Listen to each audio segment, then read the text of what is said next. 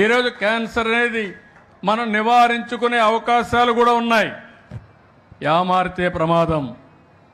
ఈరోజు మీరు చూస్తున్నారు, మా మదర్ ఇన్ లా కూడా మా అత్తగారు క్యాన్సర్తో చనిపోతే ఆ రోజు ఎన్టీ రామారావు గారు చెప్పిన తర్వాత ఆవిడ పేరుతో బసవ తారకం క్యాన్సర్ హాస్పిటల్ పెట్టాం.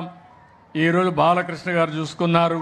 దాన్ని కొన్ని వేల మందికి ట్రీట్మెంట్ ఇచ్చే పరిస్థితికి వస్తున్నాం. ఈరోజు ఇలాంటి కార్యక్రమాలు చూసినప్పుడు నేను ఒకటే మిమ్మల్ని అందరినీ కోరుతున్నా, ఎట్టి పరిస్థితుల్లో సింగిల్ యూజ్డ్ ప్లాస్టిక్ని మనం ఎక్కడికక్కడ కంట్రోల్ చేయాల్సిన అవసరం ఉంది. దీనిపైన ఒక యుద్ధమే చేయాల్సిన అవసరం ఉంది. ఇప్పుడే కొంతమంది మిత్రులు చెప్పారు, దీనిపైన మీరు ఏం చేస్తారో చేయండి, మేము కూడా పూర్తిగా సహకరిస్తామని చెప్పారు. ఇక్కడుండే యువతకు కానీ మహిళలకు కానీ ప్రతి ఒక్కరిని ఒకటే కోరుతున్నాం, ప్రభుత్వం చాలా శ్రద్ధగా ఉంటాం.